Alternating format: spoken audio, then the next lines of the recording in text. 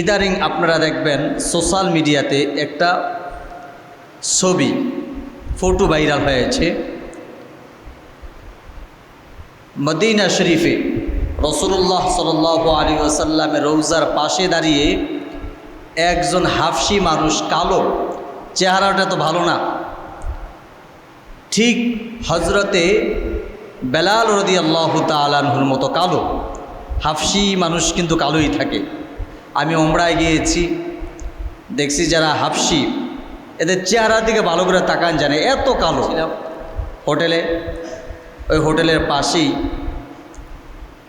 একটা লোক সবসময় বসে থাকতো সিঁড়িতে, পাগুলো এমন মোটা মোটা, চেহারাটা দেখলে মনে হয় ভয় পাইবেন, ঠোঁটগুলো এত মোটা মোটা, হাত পাও মনে হয় যে না এর কাছে আমরা 10 জনও কিছু না, মোটা মোটা চেহারা বিশ্রী। আল্লাহু আকবার। আমি দেখি সে সিঁড়িতে বৈশা বৈশা কোরআন তেলাওয়াত করতেছে, প্রায় সব সময় দেখতাম কোরআন তেলাওয়াত করতেছে, বুকে একটা কোরআন রাখছে। যখন মনে পড়তেছে তখন এই কোরআনটা খুলে খুলে পড়তেছে। সুবহানাল্লাহ পড়তেন না? হযরত বেলাল রাদিয়াল্লাহু তাআলা আনহু ঠিক এমন কালো ছিলেন, চেহারাটা ভালো ছিল না, এই ঠোঁট দুইটা মোটা মোটা ছিল, চেহারা দেখলে কেউ পছন্দ করতো না। কিন্তু আল্লাহর কাছে হযরত বেলাল রাদিয়াল্লাহু তাআলা আনহু এত দামি ছিল, বিশ্বনবীজি সাল্লাল্লাহু আলাইহি ওয়াসাল্লাম যখন মেরাজের রজনীতে আল্লাহর বাড়িতে বেড়াইতে গিয়েছিলেন, জান্নাত জাহান্নাম প্রদর্শন করেছেন। আল্লাহ রাব্বুল আলামিন জান্নাতও দেখাইছেন, জাহান্নামও দেখাইছেন।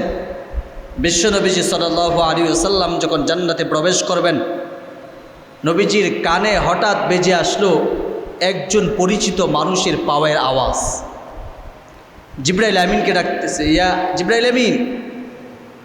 আমি তো কিছুই বুঝলাম না, জান্নাতে ঢুকতেছি, জান্নাতে ঢোকার আগেই কেমন জানি একজন পরিচিত মানুষের পায়ের আওয়াজ আমার কানে আসতেছে।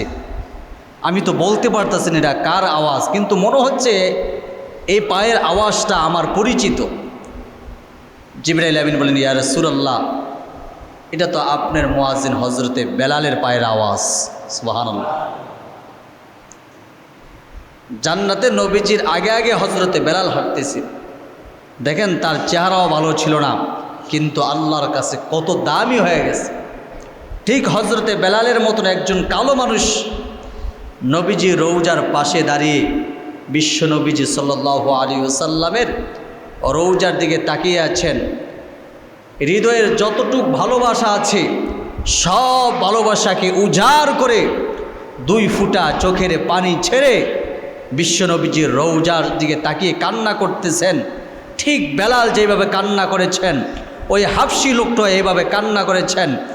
কে জানি তার অজান্তে একটা ছবি তুলে এটা নেট, ইউটিউবে অথবা ফেসবুকে ছেড়ে দিয়েছে। এই ছবিটা সারা দুনিয়ায় ভাইরাল হয়ে গেছে মুহূর্তের ভিতরে। আল্লাহু আকবার। তার চেহারার দিকে তাকাইলে চেহারাটা ভালো না, কিন্তু তার চোখের পানিতে বোঝা যায় তার হৃদয়ের যতটুক বিশ্বনবীজির প্রতি ভালোবাসা, সারা দুনিয়ার মানুষের ভালোবাসা এক পাল্লায় রাখলো, মনে হয় ওই ব্যক্তির ভালোবাসার সমান হবে না। সুবহানাল্লাহ। এই লোকটার দিকে তাকাইলে মনে হয় হযরতে বেলালই মনে হয় এখানে দাঁড়িয়ে আছে। আল্লাহু আকবার। তারা হলো প্রকৃত আশিক রাসূল। এজন্য আল্লাহ রাব্বুল আলামিন বলেন, কুল ইন কুনতুম তুহিব্বুনাল্লাহা ফাত্তাবিউনি ইউহিব্বুকুমুল্লাহ ওয়া ইয়াগফির লাকুম যুনুবাকুম আল্লাহু গফুরুর রহিম। নবীজি আপনি জানিয়ে দিন, যারা আমি আল্লাহকে ভালোবাসতে চায় তারা যেন আপনি নবীকে ভালোবাসেন, আপনি নবীকে মোহাব্বত করেন। কুল ইন কুনতুম তুহিব্বুনাল্লাহা ফাত্তাবিউনি ইউহিব্বুকুমুল্লাহ। রাসূল বলেছেন, যখন তোমরা আমাকে ভালোবাসবা, আমাকে ভালোবাসা মানে তো আল্লাহকে ভালোবাসা, আমাকে ভালোবাসা মানে তো আল্লাহকে ভালোবাসা। ইউহিব্বুকুমুল্লাহ ওয়া ইয়াগফির লাকুম যুনুবাকুম। আর যখন আমাকে ভালোবাসবা, আমাকে ভালোবাসাই মানে আল্লাহকে ভালোবাসলা। আর আল্লাহকে ভালোবাসলে আল্লাহ তো এমন একজন, রহমান রহিম, তুমি গুনাহ করেছ, আল্লাহ রাব্বুল আলামিন তোমার গুনাহগুলো সেকেন্ডের ভিতরে মাফ করতে আল্লাহর 1 সেকেন্ডও সময় লাগবে না। কথা বলেন ঠিক না বেঠি? ওয়া ইয়াগফিরু লাকুম যুনুবাকুম আল্লাহু গফুরুর রহিম, আল্লাহ বলেন তোর গুনাহ আমি মাফ করে দেব। এই জন্য রসুলকে ভালোবাসা। ওই হাফসি লোকটার চেহারার দিকে তাকিয়ে দেখলাম, মনে হচ্ছে হজরতে বেলাল এখানে দাঁড়িয়ে আছে। হজরতে বেলালের মতো চেহারা, কালো হাফসি মানুষ, তার হৃদয়ের যতটুকু ভালোবাসা সবটুকু ভালোবাসা উজাড় করে দিয়েছেন বিশ্বনবীজি সাল্লাল্লাহু আলাইহি ওয়াসাল্লামের জন্য। এটাই তো প্রকৃত আশিকা রাসূল, এরাই তো নবীজিকে সবচেয়ে বেশি ভালোবাসে। এজন্য আসুন, রাসূলুল্লাহ সাল্লাল্লাহু আলাইহি ওয়াসাল্লাম বলেন, আমাকে তোমরা কতটুকু ভালোবাসবা, কতটুকু আমাকে মহাব্বত করবা। নবীজি বলে গিয়েছেন, লা ইউমিনু আহাদুকুম হাত্তা আকুনা আহাব্বা ইলাইহি মিন ওয়ালিদিহি ওয়া ওয়ালাদিহি ওয়ান নাসি আজমাইন। রাসূলুল্লাহ সাল্লাল্লাহু আলাইহি ওয়াসাল্লাম বলেন, তোমরা ততক্ষণ পর্যন্ত পাক্কা মুমিন হতে পারবা না যতক্ষণ পর্যন্ত না তুমি তোমার সন্তান, তোমার মা বাবা, তোমার আত্মীয় স্বজন, তোমার প্রতিবেশী, এমনকি নিজের জীবনের চাইতো আমি রসুলকে মোহাব্বত না করবা, ততক্ষণ পর্যন্ত তোমরা আশিকে রাসূল দাবি করতে পারবা না। ততক্ষণ পর্যন্ত তোমরা আমি নবীজিকে মোহাব্বত করার দাবিদারি করতে পারবা না। ততক্ষণ পর্যন্ত তোমরা কখনো প্রকৃত আশিকে রাসূল হতে পারবা না যতক্ষণ পর্যন্ত না তোমার জীবনের চাইতো, তোমার মা বাবার চাইতো, তোমার সন্তানের চাইতো আমি রসুলকে মোহাব্বত না করবা। এজন্য মুসলমান ভাইয়েরা আমার, রাসূলুল্লাহ সাল্লাল্লাহু আলাইহি ওয়াসাল্লামকে নিজের জীবনের চাইতো বেশি ভালোবাসা। কেমন ভালোবাসতে হবে? আল্লামা ইবনে জাকারিয়া মানি রহমাতুল্লাহ আলাইহি পৃথিবীর মানুষগুলোকে জানায় দিয়েছেন কতটুকু ভালোবাসতে হবে। ইবনে জাকারিয়া মানি রহমাতুল্লাহ আলাইহি বড় বুজুর্গ মানুষ, প্রতি বছর আল্লাহর ঘর বাইতুল্লাহ জিয়ারতের উদ্দেশ্যে রওনা দেয়। এবছর উনি রওনা দিয়েছেন বিশ্বনবীজি সাল্লাল্লাহু আলাইহি ওয়াসাল্লামের রওজার সামনে গিয়ে সালাতু সালামের আওয়াজ দিবেন। এমন আবু বকর এবং কি আবু বকর ওমর রাদিয়াল্লাহু তাআলা আনহুকেও সালাম জানাইবেন। মুসলমান ভাইয়ের আমার, আল্লাহর ওলি আল্লামা ইবনে জাকারিয়া মানি রহমাতুল্লাহ আলাইহি উনি গাঠুরি বাঁধলেন, হজ করার জন্য রওনা দিবেন। আগে তো প্লেন ছিল না, উড়োজাহাজ ছিল না, মানুষ লঞ্চের নদীতে স্টিমারের মাধ্যমে সেখানে যেতে হতো। এর নবীর উম্মতের দল আল্লামা ইবনে জাকারিয়া মানি রহমাতুল্লাহ আলাইহি হজের উদ্দেশ্যে রওনা দিয়েছেন। যেতে যেতে বিশ্বনবীজি সাল্লাল্লাহু আলাইহি ওয়াসাল্লামের রওজার সামনে হাজির। নবীজির রওজার সামনে গিয়ে সালাম দিলেন, আসসালাতু ওয়াসসালামু আলাইকা ইয়া রাসূলুল্লাহ, আসসালাতু ওয়াসসালামু আলাইকা ইয়া হাবিবাল্লাহ, আসসালাতু ওয়াসসালামু আলাইকা ইয়া শাফিআল মুজরাবিন, আসসালাতু ওয়াসসালামু আলাইকা ইয়া রাহমাতাল লিল আলামিন। ইবনে জাকারিয়া মানি রহমাতুল্লাহ আলাইহি হৃদয়ের যতটুকু ভালোবাসা ছিল রসুলের প্রতি সবটুকু ভালোবাসা উজাড় করে দিলেন। নবীজির রওজার সামনে সালাম দিয়েছেন। এখন তো মুসলমান ভাইয়ারা আমার যেতে গেলে পারমিশন লাগে, এরপর বেশিক্ষণ থাকতে দেয় না। তখন তো এমন নিয়ম কারণ ছিল না, যতক্ষণ মনে চাইতো আশিক রাসূল বিশ্বনবীজি রওজার সামনে গিয়া সালাতু সালামের আওয়াজ দিতে পারত। এখন তো নিয়ম হয়ে গেছে, মানুষ অনেক মানুষ, তখন তো এত নিয়ম কারণ ছিল না। বিশ্বনবীজি রওজার পাশে গিয়ে সালাম জানিয়েছেন। সম্মানিত হাজরিন, তারও আশিক রাসূল, আমরাও আশিক রাসূল, অনেক বেশ কম, আকাশ পাতাল বেশ কম। ইবনে জাকারিয়া মানি রহমাতুল্লাহ আলাইহি বিশ্বনবীজি সাল্লাল্লাহু আলাইহি ওয়াসাল্লামের রওজার সামনে দুরূদ পড়তেছেন, পাশাপাশি হযরতে আবু বকরের রওজার পাশে গিয়ে সেখানে তাকে সালাম জানাইলেন। হযরতে ওমরের রওজার পাশে গিয়ে সালাম জানাইলেন, তাদের নামে কিছু কবিতা বললেন। পিছন দিক থেকে তাকায় দেখেন জৈনক রাফিজি, এই লোকটা ছিল ইহুদি। ওই লোকটা আল্লাহর ওলির পিছনে দাঁড়ায় গেলেন। যখন উনি কবিতা পাঠ করা শেষ হলে তখন ওই জৈনক রাফিজি ডাক দিয়ে কয়, আল্লাহর ওলি গো, প্রতি বছর আপনি বিশ্বনবীর রওজার কাছে আসেন, আমি আপনাকে দেখি, আপনি প্রতি বছর এখানে আসেন। এখন আমার মনের আশা, আমার বাসায় আপনাকে একটু মেহমানদারি করাবো, আপনি যাইবেননি? আল্লাহর ওলি মনে মনে চিন্তা করে, একজন লোক দাওয়াত দিয়েছে, আমি কিভাবে না করি, তার বাসায় যাব না? ঠিক আছে, আমি তোমার বাসায় যাব, আমি তোমার দাওয়াত কবুল করেছি। মুসলমান ভাইয়ের আমার, আল্লাহর ওলি সরল মানুষ ছিল, ভিতরে কোনো পেঁচগোছ ছিল না। জৈনক রাফিজির সামনে হাঁটে, আল্লাহর ওলি পিছনে পিছনে হাঁটতেছে। এক পর্যায়ে এক কদম দুই কদম দিতে দিতে তার বাড়ি পর্যন্ত পৌঁছে গেলেন। আল্লামা ইবনে জাকারিয়া রাহমাতুল্লাহ আলাইহি এক জায়গায় বসাইলেন। বসানোর পর ওনাকে খাবার দিলেন। মুসলমান ভাইয়ের আমার, ইবনে জাকারিয়া রাহমাতুল্লাহ আলাইহি খাবারের জন্য প্রস্তুতি নিচ্ছেন। হঠাৎ তাকায় দেখেন ঘরের ভিতরে দুইজন লোক ঢুকছে। দুইজন লোক ঢোকার পর আল্লাহর ওলি ইবনে জাকারিয়া রাহমাতুল্লাহর উপরে তারা ঝাঁপিয়ে পড়লেন। সাথে এমন বড় বড় দুইটা ছড়া ছিল, অস্ত্র ছিল। এমনভাবে আল্লামা ইবনে জাকারিয়া রাহমাতুল্লাহ আলাইহি আঘাত করতেছেন।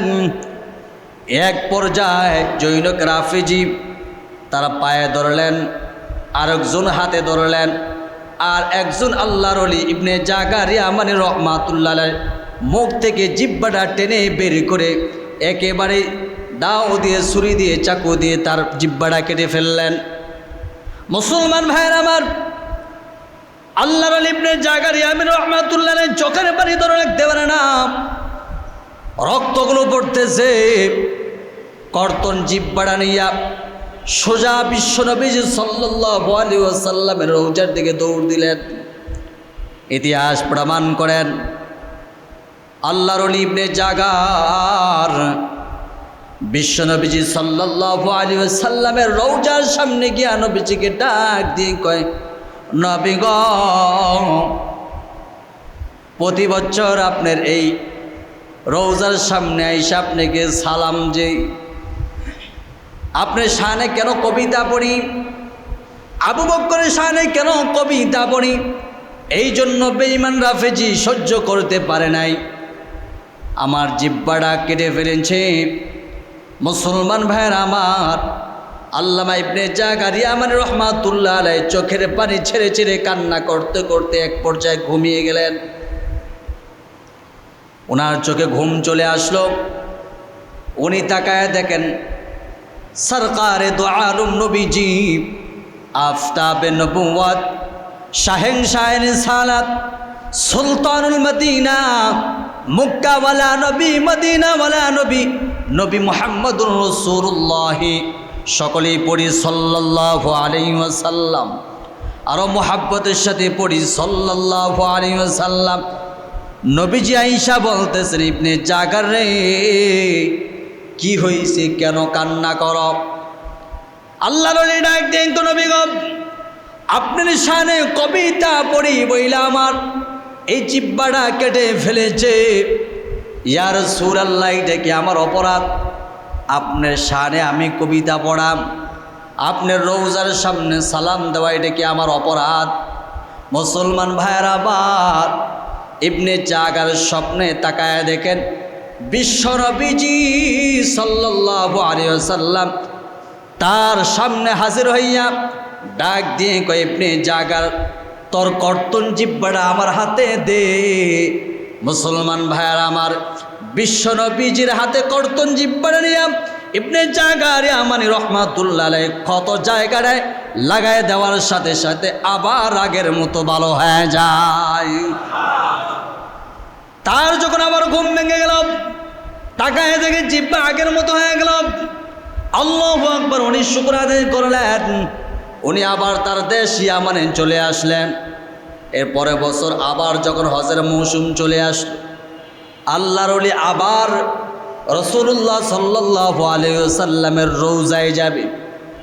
দেখবেন যারা আল্লাহর ঘরের পাগল, যারা বিশ্বনবীজির জন্য পাগল, একবার হজ করলে তাদের মনের তৃপ্তি আসে না, বারবার মনে চায় সেখানে যেতে, বারবার মনে চায় যে আরেকবার যদি রাসূলুল্লাহ সাল্লাল্লাহু আলাইহি ওয়াসাল্লামের রওজার পাশে যাইতাম, আরেকবার যদি যেতে পারতাম। একবার গিয়েও তার তৃপ্তি হয় নাই, বারবার দোয়া করে, আল্লাহ আমাকে তুমি আবার বিশ্বনবীজির রওজা দেখায়ও তোমার ঘরের গিলাফ ধরার তৌফিক দান করো। এই জন্য আমরা সবসময় বলি, আল্লাহ যারা যায় নাই তাদেরকে যাওয়ার সুযোগ করে দেন, আর যারা গিয়েছেন তাদেরকে বারবার যাওয়ার তৌফিক দান করেন। তো আল্লাহর ওলি আবার পরের বছর হজের মৌসুম চলে আসার পরে উনি আবার বিশ্বনবীজি সাল্লাল্লাহু আলাইহি ওয়াসাল্লামের দেশে রওনা দিয়েছেন। রাসূলুল্লাহ সাল্লাল্লাহু আলাইহি ওয়াসাল্লামের রওজার সামনে গিয়ে আবার আগের মতো, আগে যেইভাবে সালাম জানাইতো ওইভাবে আবার সালাম জানাচ্ছেন। আসসালাতু ওয়াসসালামু আলাইকা ইয়া রাসূলুল্লাহ, আসসালাতু ওয়াসসালামু আলাইকা ইয়া হাবিবাল্লাহ, আসসালাতু ওয়াসসালামু আলাইকা ইয়া শাফিউল মুজনাবিন, আসসালাতু ওয়াসসালামু আলাইকা ইয়া রাহমাতাল লিল আলামিন। উনি আবার নবীজি সামনে গিয়ে, রওজার সামনে গিয়ে আবার সালাম জানাচ্ছে। এরপরে হযরতে আবু বকর ওমরের রওজার পাশে গিয়েও তাদের শানে কবিতা পড়লেন। সব কিছু কমপ্লিট। পিছন দিকে তাকায় দেখে রাফিজি যেইভাবে দাঁড়িয়ে ছিল ঠিক তেমনি একজন ব্যক্তি দাঁড়িয়ে আছে। আয়েশা বলতেছে, হুজুর আমার মনে চায় আমার বাসায় আপনাকে মেহমানদারি করাবো, আপনি যদি দয়া করে আমার দাওয়াতটা কবুল করেন। তখন আল্লাহর ওলির ওই কথাটা স্মরণ হয়ে গেছে, গত বছরও তো এখানে আসছিলাম, একজন ইহুদি আমাকে দাওয়াত করে সে আমার সাথে যে দুর্ব্যবহার করেছে, না এখন তো এই লোকটার দাওয়াত আমার কবুল করা যাবে না। তারপরও তার ওই লোকটার দিকে তাকায় মায়া হয়ে গেছে। ঠিক আছে, আমি আল্লাহর উপর ভরসা করে তোমার বাড়িতে যাব, কোনো সমস্যা নেই, আমি দাওয়াত গ্রহণ করলাম। এখন ওই লোকটা আল্লাহর ওলি ইবনে জাকারিয়া মানি রহমাতুল্লাহ আলাইহি ওনার বাড়িতে নিয়ে গেলেন। নিয়ে যাওয়ার পর ভালো একটা খাটে বসাইলেন। বসানোর পরে সামনে খাবার দিলেন। এখন আল্লাহর ওলি সুন্নত তরিকায় খাবার খাইলেন। খাওয়ানোর পরে ওই যে লোকটা দাওয়াত করেছেন এই লোকটা একটা খাসাই করে একটা বানর নিয়ে আসলেন। খাসাই করে একটা বানর নিয়ে আসলেন। হুজুর বানরটারে, ওইটা তো চিনি না আমি, এই লোকটা হলো গত বছর আপনার সাথে যে বেয়াদবি করেছে, আপনার জিহ্বাটা কেটে ফেলেছিল, রসুলের শান আপনি বলেছেন বলে আপনার জিহ্বাটা কর্তন করে ফেলেছিল, উনি এই লোক, উনি হচ্ছেন আমার বাবা, উনি আমাকে জন্ম দিয়েছেন। আপনার সাথে দুর্ব্যবহার করার কারণে আল্লাহ রাব্বুল আলামিন তাকে এই শাস্তি দিয়েছে। আউযুবিল্লাহ বলেন। ইবনে জাকারিয়া মানি রহমাতুল্লাহ আলাইহি ইতিহাসের কিতাবে লেখেন, উনি অনেক বড় বুজুর্গ মানুষ ছিলেন, অনেক বড় আল্লাহওয়ালা ছিলেন। উনি সব সময় এই আয়াতের দিকে তাকাইতেন, কুল ইন কুনতুম তুহিব্বুনাল্লাহ ফাত্তাবিউনি ইউহিব্বুকুমুল্লাহ ওয়া ইয়াগফির লাকুম যুনুবাকুম ওয়াল্লাহু গফুরুর রহিম।